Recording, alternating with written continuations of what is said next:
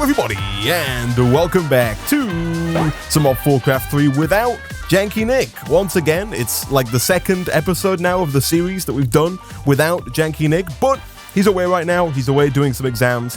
He broke his leg back in the summer and now has to make up for those exams or something like that. I wasn't really paying too much attention when he told me what he was doing, but he's away for the time being, which is one of the big reasons why there haven't been so many FoolCraft videos over the past week or two. But we're back. We're going to do some episodes while Nick is away. And before I jump in to what I want to work on in today's episode, which is a wee bit of FoolCraft, I do want to kind of talk over some of the stuff that we've done between episodes for those of you who don't watch the streams, starting, of course, with this area over here. In the last episode, Nick and I threw together a bit of a mess. It worked. It was like a functional mess, but we put together an automatic processor making system that automatically made logic processors and engineering processors. And since the end of the last episode, I've done a little bit of work to try and make this a little bit more efficient, make it a little tidier, and also to give it the functionality to make these calculation processors as well. And so if we head on down under here real quick, you'll see that first of all, it's a lot tidier. Before, it was just like, we didn't hollow it out first, and so it was just a complete and utter mess. It was just wires everywhere trying to get things to just work. Now, it's still a bit of a mess, but it's a little bit less of a mess, and it actually, it's just a little tidier. You know, you can move around, you can see what's going on, all that kind of good stuff. And the major new features here are this pulverizer, which you can see is being provided with Certus Quartz crystals via this export bus. Those Certus Quartz crystals are being pulverized and placed into the analog crafter, which is crafting it with sand, which we're getting as a byproduct actually, I say a byproduct, we're getting it as the main product, I guess, from this pulverizer here. Those two are then being crafted together into these Certus Quartz seeds, which are then being placed into the Crystal Growth Accelerator, which doesn't have any acceleration cards in it. I guess we could put some in there to make this just a little bit faster, but even without those acceleration cards, it is doing a pretty good job at making these pure Certus Quartz crystals, which of course are then being sent up and into this advanced inscriber, which is making the printed calculation circuits, sending them around and turning them into the calculation processors. And so now, finally, we have a fully automated system producing all three of the Applied Energistics 2 processors. And the best part is, if we take any of these out, for example, if we wanted to make some more ME drives, or we wanted to set up an auto crafting system and we needed to use a bunch of these, whenever we take any out, they are almost instantly replenished because there's a backlog of stuff. And even if we start to burn through the backlog, they'll of course start to kick into gear and produce more anyway. There is still room for some more of these acceleration cards. A few of the inscribers have them, a few of them don't. You know, there are still spaces where we can kind of speed up these machines. The SAG mill, for example, is still only using a basic capacitor. There's definitely room there to make that thing a little bit faster if we need it, but for now, this is far and away more than we need for our current setup. What else did I do in the stream? Oh yeah, of course, over here in the last episode, we were working on setting up an end portal, and me, being the turkey that I am, I set up the portal, but it was incorrect. I didn't put down the end portal frames correctly, and I didn't put the Eyes of Ender in the correct place, and so we had to call the government to come and get it fixed for us. Thankfully, it did get fixed. I had to pay a portal fixing fee of $50, but the portal does now work. And if we hop on through here real quick, I did move our solar panel from the overworld into the end, where apparently it is always daytime, and so we now have a never-ending supply of 212,000 redstone flux per tick. You can see it over here in the distance. I'm going to use this staff of traveling that I made between episodes as well, just to get us there a little bit faster. You can see tier 4 solar array. We've got a little weirding gadget there loading in the chunk on an angel block, and then this is our tier 4 solar array, providing us with just a ridiculous amount of power. It is fan-freaking-tastic. And so now I will head on back over to the Gokkenjank HQ. I mentioned the Staff of Traveling. You may have seen other fools use this throughout the series. We were a little late to the party getting these, but essentially, for those who don't know, these allow you to instantly teleport to nearby travel anchors. So, for example, if I wanted to go over to the industrial area, I can just right-click now from anywhere in the world. I don't have to stand on another travel anchor to get to that travel anchor. I can just right-click and it takes me there.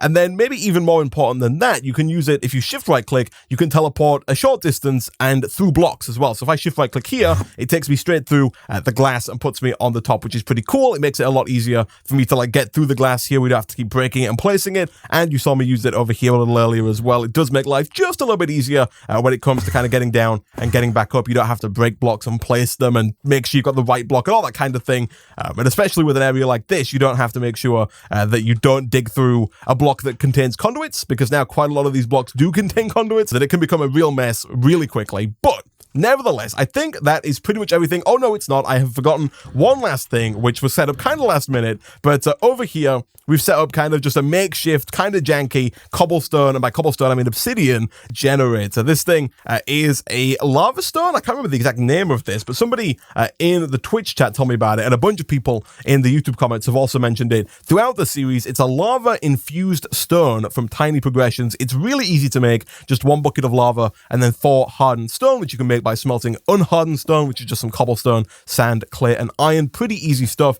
We've then got a fluid placer from Actually Additions, and then a sink from Cooking for Blockheads, pumping the water in, placing the water down. The lava stone instantly changes that water into obsidian, and then we've got a block breaker from Open Blocks, breaking that and putting it into our storage drawer, which does have a void upgrade on it to make sure that we don't overflow the server with obsidian. But we've now got 2048 obsidian there, ready to go if and when we need it. At some point, I'll probably move this and put it somewhere a little bit more accessible, and I'll probably also put a storage bus on this storage drawer as well, just to make it a little bit more accessible so we can grab the obsidian from within our system. And then speaking of storage drawers, you may or may not have noticed over here, we threw down just a little bit of trim right here, which is a block from storage drawers that allows you to, it kind of acts as a storage drawer, but doesn't actually hold anything. And we painted that in the painting table, that thing over there that we use to color our storage drawers. And then that is connected up to a drawer controller under here so that we can use 1 storage bus as opposed to 3 to connect all of our processes to the AE system.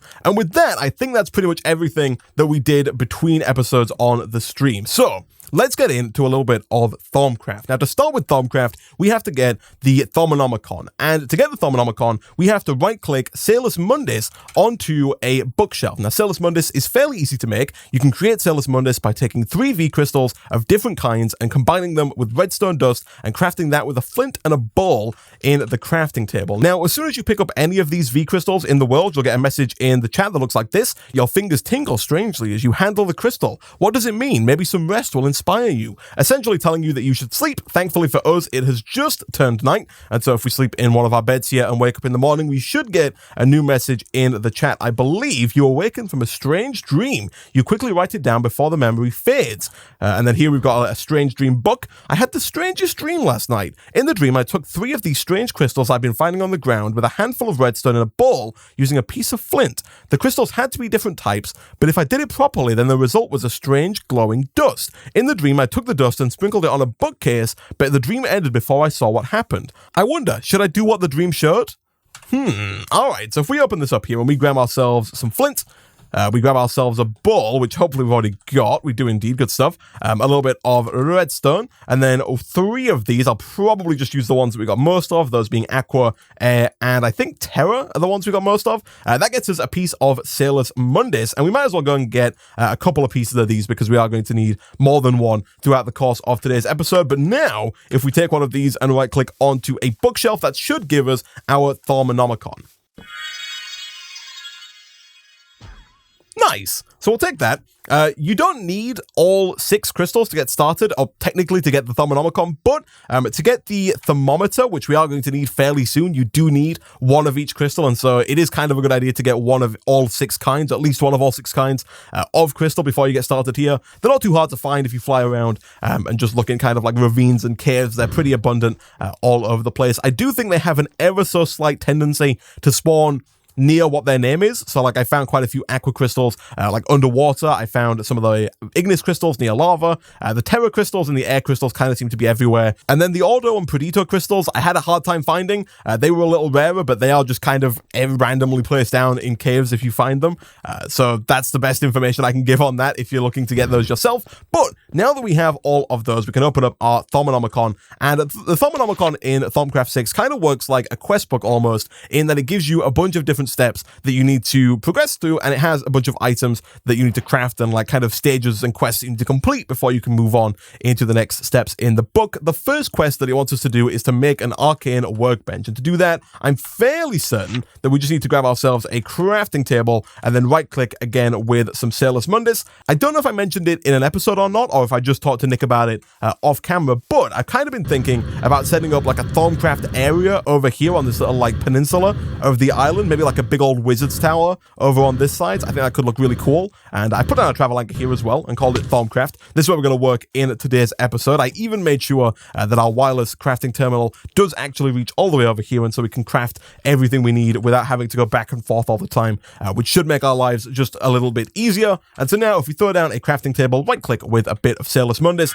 it will become an arcane workbench. Nice. So now that we've got this, we can use this just like a normal crafting table. If we did something like, oh, that's not a recipe. If we put a normal crafting recipe in here, it would work just fine. But we can also do arcane crafting recipes by putting these V crystals in around these outside slots here. Specifically, I believe the next recipe that it wants us to do, you'll see here, we can now check this as complete, kind of like you would in any kind of quest book. The next quest here wants us to get 1 observation of fundamentals and to get 1 thermometer. We got to craft this. Now, to craft the thermometer, you may have seen it earlier, I'm pretty sure that it is 4 golden ingots, 1 glass pane, and then 1 of every single V crystal. And so not a glass cover, I would like a glass pane, one of those right there. And if we do 1, 2, 3, 4, you in the middle, these guys all around the outside, we can get ourselves a thermometer.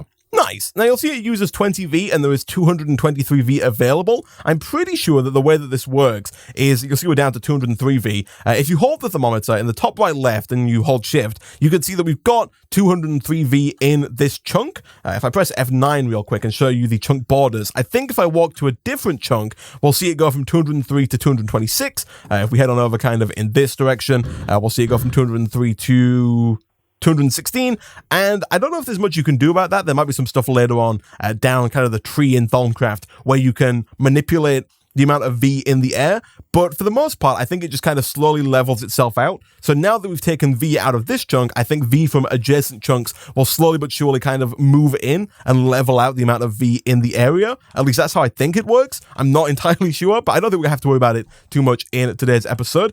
All we need to do for now is open up the quest book. This is done. What we need to do now is we need to observe fundamentals. So over here on the left, we've got knowledge totals. We don't have anything right now. Essentially, all we have to do is grab our thermometer and start scanning things. You'll know that you haven't learned anything from a block and that you can still scan it if it glows blue like this. You'll see if I right click, we have learned something new, and then the blue like sparks there, they fade, and we can no longer learn anything from the grass. But if we look at like a block here, we can now learn something from the birch wood. We can scan that. Let's scan like, I don't know if we can scan the biomes of plenty stuff, but we can definitely scan vanilla Minecraft Clash. You'll see those little particle effects there. We might be able to scan a little bit of like a torch maybe, potentially some gravel, some water maybe. You'll see that we got a little point in fundamentals. If I open up the Thermonomicon now and we go back over to first steps and we click this known totals here, you'll see there are a bunch of different types of observation that we can get, and we have 1 point in fundamentals. And so as you go through and you scan more stuff, you'll get more and more points in different things. You'll see like we got a little bit there in Arcane Infusion. We got a little bit in Alchemy. I think, in fact, if I go and scan some like sand real quick, we might even get a point in alchemy, and we are going to need that point in alchemy because we need to get started with a little bit of alchemy in today's episode. Ooh, nothing new. Did we already scan sand maybe? I'm not quite sure. Maybe I can scan this little cow here. Nothing new can be learned from this. I'm pretty sure we can scan normal vanilla animals. In fact, let me head on over to Burger Town real quick. If we scan our cows and sheep, I think we will learn some new stuff there. That's something new. And then that's also something new. Maybe this guy?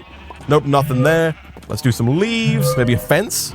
Nothing new there. It looks like I can scan tall grass. How close are we to a point in fundamentals for alchemy? We're pretty close, but not quite there yet. But nevertheless, we can go ahead and click complete on this quest, like so. Let's go ahead and complete that and unlock the new research down here for alchemy. And for this, it wants us to get another research point in alchemy and another research point in fundamentals. You'll see that completing that quest did take away one of our research points in fundamentals there. We also have this one over here, which just tells us about all the types of knowledge. And then finally, we've got this one, theory crafting, because there are 2 kinds of research that you can do in FoolCraft 6. One of them is this research that we're doing right now, you know, walking around, scanning things, trying to learn new things just by scanning items in the world. The other one is research using paper and ink, and that's the type of research that we'll get to in a second. For now, what I'm going to do, guys, I'm going to go away real quick. I'm going to scan a couple more items, try and get that new point in alchemy. I'll be back in a second to get ourselves our first cauldron and see about whipping up some niter. Okay, so really not too long later, and we now have enough points. I'm just going to scan a few more things here, because I think, yeah, some of these things do have quite a lot in them, which is quite nice. But now we have our extra point in alchemy. We can go ahead and complete that there, and now we have what it takes to make a crucible. So, again, if I'm not mistaken, all we need to do here is grab some iron, make a vanilla cauldron like so, quickly teleport over to our Thaumcraft area, whack this guy down, and if we right-click with a little bit of Salus Mundus, it should turn into a crucible. Nice. Now, the way this works by default is we can put a heat source beneath it. The easiest one for us to do here, I think, is going to be just netherrack and a flint and steel. So let's grab a piece of netherrack. I'm fairly certain we should have a flint and steel already. We do indeed. Good stuff. Let's throw this guy down right about there, put the fire underneath like so, and then we do need to fill this up with water. Again, I'm fairly certain we should have, oh, we don't have a bucket of water. That's fine. We are right next to the ocean, and so if we just quickly grab a bucket of water, we can throw that into the crucible, and it will begin bubbling, at which point we can actually start to throw some stuff into that cauldron and try and make some cool stuff happen. So, let me open up the book here again. We can tick that complete, and now if we back out, you'll see we have a new tab here on the left for alchemy, and we can begin working through another kind of questing tree in this page here. So basic alchemy gives us, I think, a couple of recipes, specifically yellow night ore, a bunch of different colors of night ore. We can make V crystals. These are going to be quite important here. We can make glass vials. We can make ascension filters, and we can make morphic resonators. The V crystals are pretty interesting. Oh, and apparently we're setting fire here. Let me put that out real quick. But the V crystals are pretty interesting because it means that we don't have to go back down mining to find more of those crystals that we already have. For now, if I want to make, for example, some more of these ignis crystals, all I would need to do is throw 1 quartz silver into a crucible that has 2 ignis in it, and we would get back a V crystal. So let me see here. I think a torch might have what we need in it. So if I shift click on a torch doesn't have ignis in. Maybe coal will? It doesn't say that coal contains anything, although I'm fairly certain that coal does contain ignis. Let me see here. If I drop, first of all, let me get some of those quartz silvers. Are those just made by dropping, do I craft quartz? I do. Nice. So I'll take some quartz silvers. We'll drop this in here. That didn't do anything. Huh, really? The coal doesn't have anything? That is interesting. Let me see here. Can I find something potentially? It doesn't show you in Applied Energistics, like when they're in there, it doesn't show you what they have. You have to pull them out to be able to see what they've got. I'm very surprised. Maybe charcoal might have something in it, even though I don't think we've got any. Okay, netherrack. It turns out netherrack has both ignis and a little bit of terra as well. It's got 7 in total, so we've got more than enough of these quartz bits here. I'm just going to chop down this tree because I think it's going to be easier than constantly putting those fires out. There we go. So now, if we drop a little bit of netherrack into our crucible, it's going to turn a bit of a funny color. And I think if I look at it with my thermometer, it might even tell me what's in there. Oh, it doesn't. I think we might need the goggles of revealing for that, maybe. But anyway, we can now drop in our quartz silvers, and we should get a bunch of different V crystals back. We got some terra crystals. I think there should be some ignis in there still, although that's not giving me anything. I think you can shift right click to empty it out if you don't want anything to do with it anymore, but I really thought that would give me some ignis as well because of the fact that it's still got 5 ignis in there. Maybe not. Maybe that's used everything up. Either way, we can shift right click to empty that out. And I think the next thing that I want to make is a little bit of night ore. Now, in order to make night ore, we need to throw in 1 glowstone dust with 10 potentia, 10 ignis, and 10 lux. I'm not quite sure what we're going to do for that. I know we can get ignis from netherrack, and we know that we can get lux from torches. I think potentia might be in redstone. I know I used to use coal for this. Yeah, so 10 potentia in redstone is real easy. The torches here do contain 5 ignis, and so by 5 ignis I mean 5 lux, and so we can take 2 of those, and then I guess we'll take quite a bit of netherrack. It's not the most efficient way of doing it because it's only 2 ignis per netherrack, and so we are going to have to put 5 of those in, but I think here, let me grab that glowstone as well, that if we do something like this and we throw in 5 netherrack, 1 redstone, 2 torches, and a glowstone, it should give us a night ore. Nice. And then my idea here is that we throw in these quartz silvers and it should give us a couple of V crystals. Mostly the idea here is to get as much of the excess V out of the crucible, because the more stuff that you have in the crucible when you shift right click to clear it, the more flux you put in the air. You can see that nasty stuff there like dissipating out, and you really want to try and keep that bad flux to a minimum. The more of that stuff that you have in the air, the more bad stuff starts to happen. But we do have a night ore, which is essentially just like a portable torch, a portable light source that you you can place down anywhere in the world, but also a very hot light source you can put down beneath your crucible like so, and that will act as a heat source for the crucible going forward, which is quite nice. I guess in theory here, I should put down an unlimited water source right next to our crucible so we don't have to keep walking backwards and forwards every single time we want to get a new bucket of water, like so. Nice. So now we've got a little bit of alchemy set up. The next thing that I want to work on here is oromancy. Now, to unlock oromancy, we need to visit the lowest depths of the world and also visit the highest peaks you can find. So I'm fairly certain here that all we have to do is kind of fly quite high up and just kind of hover up here for a little bit. I think that will indeed unlock that little bit of research there. And then the other thing that we need to do is head on down and I think just touch bedrock for a little bit. I think if we head on down and have our player touch bedrock, it should go ahead and trigger that, I think. I don't know if it's necessarily faster using the staff of traveling there, but if we hang around down here for a little bit, you'll see we've now visited the deepest depths of the world. And so now we can head on back up to Gok and Jank HQ. And if we pop open the quest book, we'll see that that is complete. Nice.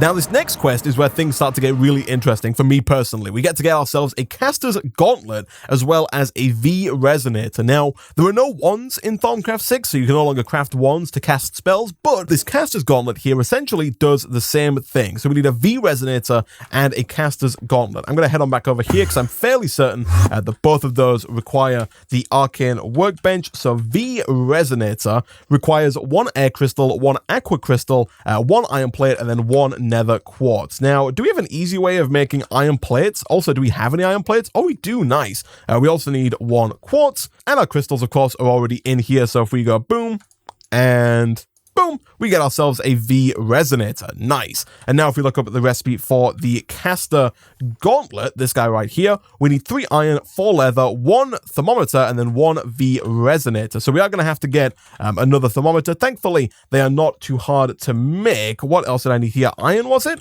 At the top, I think. So something like this with this and the V resonator. Nice. Look at this thing right here.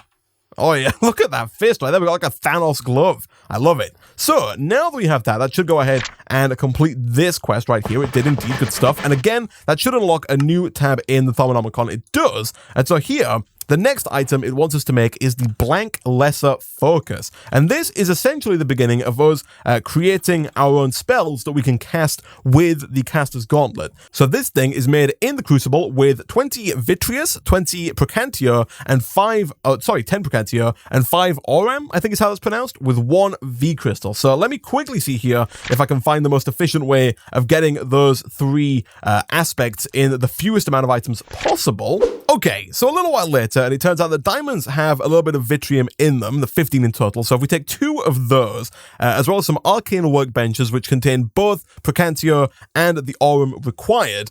Just a quick heads up before we go forward, for those of you who want to do this as well, you can find out which items contain which aspects through JEI, at least in FoolCraft 3, which is quite nice. You can flick through these pages here and see what you need. Quite a lot of this stuff we didn't have, which makes it a little bit tricky, and I'm fairly certain that this is probably not the most efficient way of doing this, but if we go ahead and throw in 2 of you and 2 of you, and what was the final item I needed? An order crystal, which I think we have in here. You do have to be quick because the V does dissipate over time, but it looks like we were just fast enough because that one got us the blank lesser focus. Again, I am going to throw in some more of these quartz silvers just to try and soak up as much of that excess V as possible there, and we did get rid of pretty much everything, which is nice. So let's fill that up again real quick. We'll probably want to make more than one of these focuses in the future. Maybe I can get more? No, I think we're all out. Oh no, I did get more. Did I get more there? I did get more, right? Oh, I can. Nice. Okay, let me keep going. So I want to make sure we get as much of the excess. Oh, no. I want to get as much of the excess out of there as possible. There we go. Okay, nice. It's also a good way of getting individual aspects because now, if we need more vitreous in the future, we could throw in, if we needed, for example, 2 vitreous, we could throw these 2 in. It's not the most vitreous in the world, but as time goes on and we get more and more of these V crystals, it should become easier and easier for us to get exact measurements for all of our stuff, which is quite nice. So I'll put all these away for now so they don't take up too much space in our inventory. And I think in the quest book here, the next thing it's going to want us to make is the focal manipulator. Yeah, this thing right here, as well as examine fire very closely. So I think for that, it wants us to actually walk into fire. You have felt the touch of flame. Oh, look at that. Nice. So yeah, I think that is that part complete. It also wants us to make a focal manipulator. What do I need for that? I need to get 2 iron plates, 1 arcane stone slab, 2 arcane stone, which is just stone, and then I think any V crystal will do. Yeah, it doesn't specify which one you require. The slabs, of course, pretty simple recipe. Another V resonator, 2 golden ingots, and then 1 stone table. And again, not too long later, we have ourselves a focal manipulator. Nice. So I'm going to put this thing down in a different chunk real quick, just to make sure that we've got enough V in the air to actually make this lesser focus into something, because right now we've used quite a lot of the V in this area. You can see we're down to 90. Oh no, it's coming back up quite quickly. It was at 40 a minute ago. So you can see all the V from the adjacent chunks moving in. I think we'll be fine to put this down here for now. And this is where things get pretty cool. So now what we can do is we can actually begin to build our own custom spell almost. I'll go ahead and click complete on this, and that should, I think, unlock a couple of these here. Ooh, it almost does. We need to find Gellum, and we also need to find... Oh, we need our first theory point in Oromancy. All right. So I think for this, so I just need to scan this to get that to work, I think. I believe so, because the research is no longer done, at least the research on these items is no longer done in the research table. I think we might be able... Actually, if I just type in this, if I type in Gellum, however that's pronounced, and we look at the items here, it does want ice. Is there an easy way for us to make ice? We could use a glacial precipitator. I think I will do that, actually. Let me make a glacial precipitator real quick, which I don't think is going to be very hard for us to do. We just need a machine frame, which is just missing one of those tin gears. I really want to get this stuff automated pretty soon. I think that'll be one of the first things we do when Nick gets back. But if we grab this guy and we quickly grab a bucket of water so we can actually make our first block of ice, I'm fairly certain, or I'm quite confident, that if we scan a piece of ice, it should go ahead and give us one of those Jellium points. So let's change that to ice real quick, like so. Let's drop in some water, let this guy do its thing. And then if we take that out, throw it on the floor, and then quickly go and craft another thermometer because ours is gone, I'm hoping that will give us, maybe, just maybe, the point that we need. Let me check. It did. Nice. So we can complete that. And now we need to complete this one over here, the focus for projectile. So actually, we might not need to do that, honestly. Like, I do want to do it because I want to be able to create spells that are projectile spells. But for now, if we head on back over to our focal manipulator here and we put in our blank lesser focus, we'll see that we can begin crafting a spell. And so the first thing we have to do is decide what we want our spell to do. We can create an air spell. It creates a blast of air that knocks things back, but only causes minor damage. We can create an earth spell, hurls a blast of earthen shrapnel that causes significant damage and may break weaker objects. A fire spell, which hurls flame at your targets and sets them alight, and then finally a frost spell, which throws chilling cold at your targets, causing them damage and freezing it. It freezes water and it will slow down creatures. I like the sound of fire here. You also decide how you want your spell to be cast. Right now we only have touch, so essentially if I open up the Thermonomicon again, over here on the right we have things like projectile, we have things like bolt, we have arcane missile, we've got plan, we've got exchange. These are all ways that we can cast spells. So touch, for example, I have to right click and touch something to cast the spell. You know, so if I wanted to, for example, set Nick on fire, I would have to walk up and right click on Nick with my gauntlet and the spell attached to the gauntlet to set him on fire. If I wanted to stand a little bit further away, I would need to unlock projectiles here, which we could do probably quite easily by getting this Oromancy theory complete. And then I would be able to fire a projectile from further away to set Nick on fire. Arcane Mine, I believe, is like when you want to... Did I say missiles earlier? I've been playing too much Hearthstone. Arcane Mine essentially allows you to dig, I believe. So if you want to dig with your gauntlet, you could use that. Bolt, I believe, is kind of like projectile, but it just kind of fires it out in a line. It doesn't quite shoot it in the way the projectile does. Plan allows you to place like little mines on the floor. And so if someone walks over them, it will then trigger the effect and set them on fire, freeze them, give them the flux debuff, heal them if you want. You can do some positive effects as well, break them. And then exchange, I think, kind of works like the exchanges that we've been using up until now. I think I do kind of want to get the projectile here, and so let me quickly craft up the things required for a little bit of research. I think the first thing that we need is a research table, which I believe is just a wooden table from FoolCraft with a book and quill placed on top of it. And so if I do this, we can get ourselves a wooden table. We also need scribing tools, these guys right here. Fairly easy to make. It's just an ink sac or some black dye. Do we have any black dye? We do. I'd rather use that as opposed to using the organic black dye from Ender.io. That stuff's a lot harder to make. We also need a glass vial here, which is some glass and a clay. Pretty easy stuff. I'll make a few of those because I think we are going to need more in the future. Again, I'm going to swap that out real quick for some of this floral black powder because we've got just so much more of the stuff. And so now I think if I place this guy down around about here and I place the scribing tools on top, that should get us a research table. Nice. Now, I'm not quite sure if that's going to go ahead and complete the quest over here for the research table. Oh, it is. Nice. We'll go ahead and complete that. And now this is going to start to teach us about research. So let me quickly grab a little bit of paper and throw that into here. You want to make sure you've got scribing tools in the top left. Those will slowly but surely get used up as we start to do more research, as well as some paper on the right.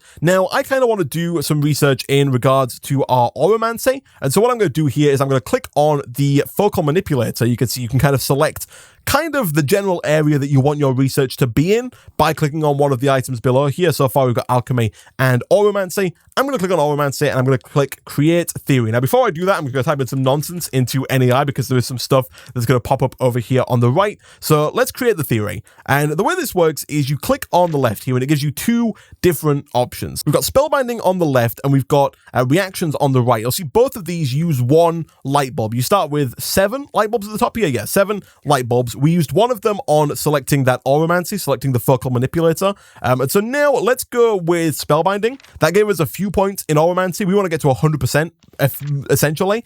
We can do experimentation. That will give us 15 to 30 progress in random categories. Didn't really give us what we want, but that's fine.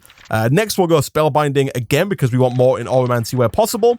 And then finally, I guess we can go ahead and ponder to gain 25 progress divided evenly between our current things. That's going to take us up to 59% in oromancy, at which point we can complete our theory. We didn't quite get to 100%, and we're also being attacked by a zombie, which is not the ideal position that I want to be in. Let's just get rid of that guy real quick. But those points do carry over. And so now if we look in here and we look at our knowledge totals over here, you'll see that we've still got observation, but down here we've got almost a full point in oromancy theory. And so all we need to do is, again, jump into the research table. I'll click this again. Why not? Click create theory.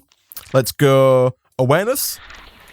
Let's go. I don't really want eldritch, so I'll reject eldritch. We'll clear that out. I'll go spellbinding again. That gave us another 25. I don't really want to rethink, but I don't think we have any of these two crystals, and so I will rethink, I guess. We lose a few points in oromancy there, but that's fine. Let's go inspired. We're going to gain 20 oromancy. Let's go spiritual focus. Inspired, and complete theory. And there we go. We got a point in oromancy. Now that might have seemed a bit random, and it kind of was. Like, I wasn't reading through all of those. I didn't know what each one did, but I knew which ones gave me oromancy points, and you can kind of get a feel as you do more of this. You kind of get a feel for which ones give you the points that you want in each category. And the ones that have items at the bottom also require you to have those items in order to complete them. But now that we've got that point in oromancy, we should be able to go ahead and unlock this thing over here. We can. It's kind of allowing us to choose where we want to spend our oromancy point. And so now that we have that, if we come on back over to our focal manipulator and we just kind of pick this up, put it back in, we've now got the option to make a projectile, and I will make a fire projectile. And you'll see over here on the right, because we're using a lesser focus, we've only got 15 complexity points to work with, right? And you'll see touch is, I think, a bit less complex. Oh no, I want to get rid of that. I think touch uses 2 complexity points, whereas projectile uses 4. And then if we click fire, down here at the bottom, you've got 2 options. The duration of the burn, going all the way up to 5 seconds. We can do it, but it takes up a lot of our complexity. And then the power of the burn, going all the way up to 5 as well. That also uses a lot of complexity. You can see if we wanted to have a power 5 burn that lasted for 5 seconds, we don't quite have enough points for that. I think I'm going to go for a slightly less powerful but longer burn. So that takes up all 15 points, lasts for 5 seconds, and gives us a power of 3. And so now I think if we click on the start crafting tool there, you also see it requires 153V. We don't quite have that in the area right now. We've got 151, but again, it will slowly pull it from other chunks as well. And so we should be good to start crafting this. Am I missing something here? Oh, of course, yeah, we need to get 1 mortis crystal and 1 ignis crystal. So, to do that, we need to get mortis, which I don't think we have yet, although I will do a quick check. We don't. It's not more... Is it mortis? Is that the one it requires? Mortis, not mortis, of course. Okay, so mortis crystal. We don't have any, but we should be able to get some if we throw in an item that has mortis and then add in those quartz crystals. Looking at the list here, I think that an oak boat is going to be the easiest one for us to do. So let's grab some oak planks, craft up a boat, make sure that we've got enough of these quartz slivers. I keep calling those silvers, but they're not, the quartz slivers. So I'll grab some of those. We will throw in some water. We'll throw it in a boat as soon as it starts to bubble, like so. Drop that in, drop in all of these slivers, and boom, we got ourselves quite a few shards there. Again, can we put more in here? Again, I'm not quite sure if we can keep doing this or not. Can I put more water in to keep it going? I cannot. So we might have gotten all of that we can out of here. I think if there's an odd number, maybe it won't work, because it does require 2 mortars to make 1 mortars crystal, or 2 of the V to make 1 crystal.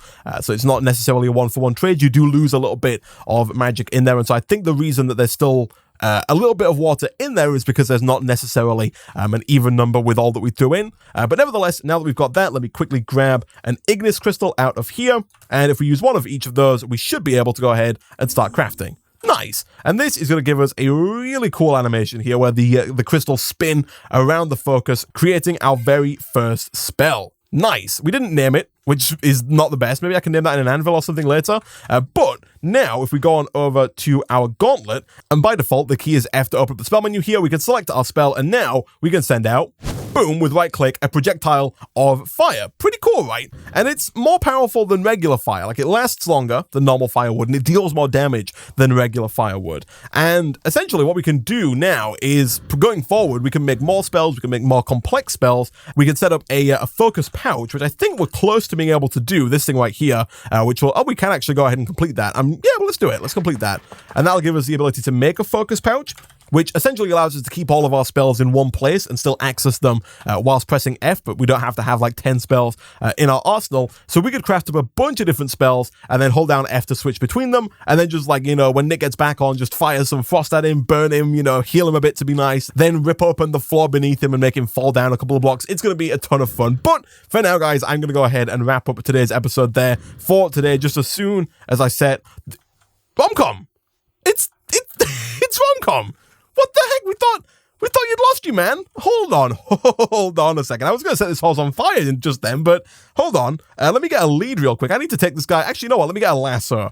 I'm going to get a lasso instead, just to make sure this guy does not get away. Nick and I thought you were dead. We were scared to death. My freaking goodness. Give me that lasso. Romcom, get the heck in here, my friend. It's been too long. It's been too long, but we've got Romcom. Let me go and use this, I guess, on one of our testing villages real quick, just to see how well of a job it does at burning people. I won't use a named villager, so I'm not going to do it on UDoc, but I'm fairly certain. Look how many villagers in that building. I also don't want to do it near a building, but if I find an unnamed villager, they need to watch out, because they are done for. Oh yeah, look at that. Look at that. I don't know if it's going to do enough damage.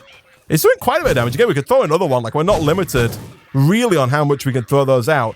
We are limited by how much V is in the air, and so we can't throw out too many, but there's more than enough V in the air to handle our little flame throwing right now, which is pretty cool. But guys, with that, I'm going to go ahead and wrap up today's episode of FoolCraft 3 there for today. Hopefully you enjoyed it. If you did, hit that like button to let me know. Leave a comment as well. Tell me all the things I did wrong in FoolCraft. I'm sure there are many. Hit the subscribe button if you haven't done so already to be notified as soon as new videos come out. Again, thank you for watching, and I'll see you guys next time. Goodbye!